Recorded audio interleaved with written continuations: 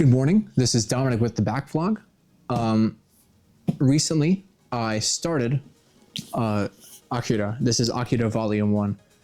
And whenever I am done with this series, I will show you the box set. This is the hardcover 35th anniversary edition.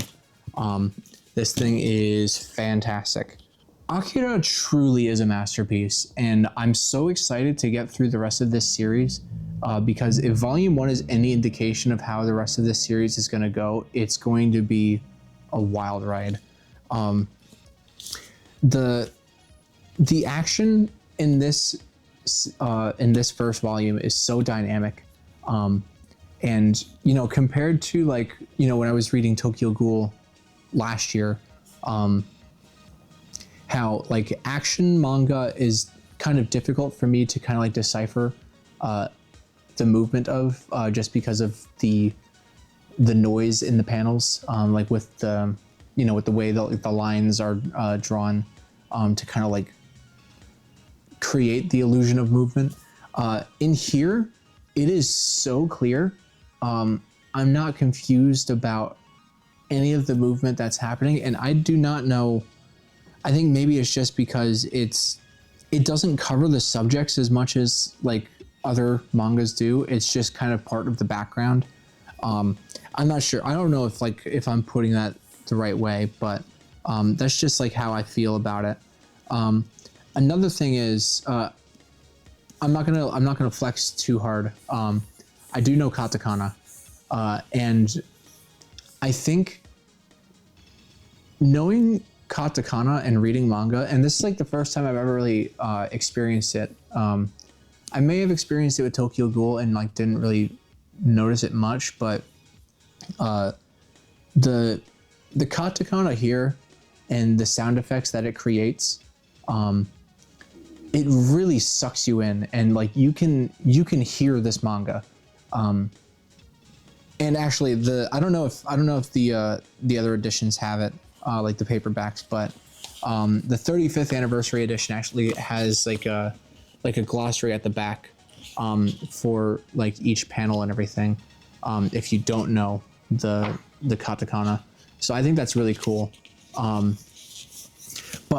the glass shattering and the whirring of helicopter blades and footsteps and rain pattering and all of that, you can hear all of it. It's so immersive in the way that it's laid out and the way that it is telling you the story. It's fantastic. It really is. I'm completely in awe of this so far. And the backgrounds in this are also really busy, but not in your face. It's just it's so subtle. You have all of the graffiti in the city, and it feels so lived in, and it gives the city so much personality, and world building. There are things that watching the film I didn't really know about the world without having read this. One thing that stands out to me, and this is probably explained in the film. I've seen the film a few times, but that's another thing I'll talk about in a little bit. I don't know really how clear it was in the film, but I didn't realize that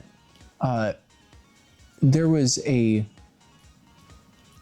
basically a school and a prison being shared by one building. There was a building in this where all the kids go to school, and it's a vocational school or whatever. But the one half of the building is a school and the other half is a prison, and that is so the concept of that is so dystopian to me, and that's not something I ever really knew about Akira, and the fact that detail, among all the other details of just graffiti of politicians and just all of what the expletives say, to kind of build out this world, all of this stuff really like adds so much more context as to how like dire this setting is, and it's phenomenal. It's really incredible. In this book, Kaneda, the main character with the stripes here, if you've ever seen the film or read the manga, he seems to be a lot more like troublesome and malicious in these books. You know, in the film, like he was more of like a delinquent, but in here, like he does seem like not a good person, and I think that's a really interesting departure from what I previously knew about him. I'm really excited to read the rest of this series because while the film is a masterful demonstration of animation and color grading and sound effects or a sound design, I think narratively speaking, it seems like there's a lot of missing information in the film.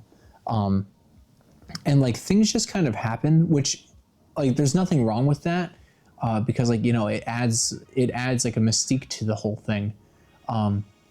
But reading this, there's already so much more context with the things that I had previously known having watched the film. And I'm really looking forward to like seeing not only like the world more fleshed out, but the story itself more fleshed out.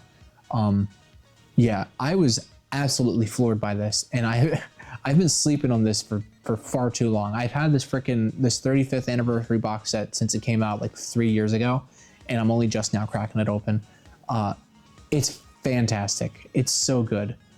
Please read Akira. Please watch Akira too if you haven't. It's a fantastic film. Yeah. Masterful.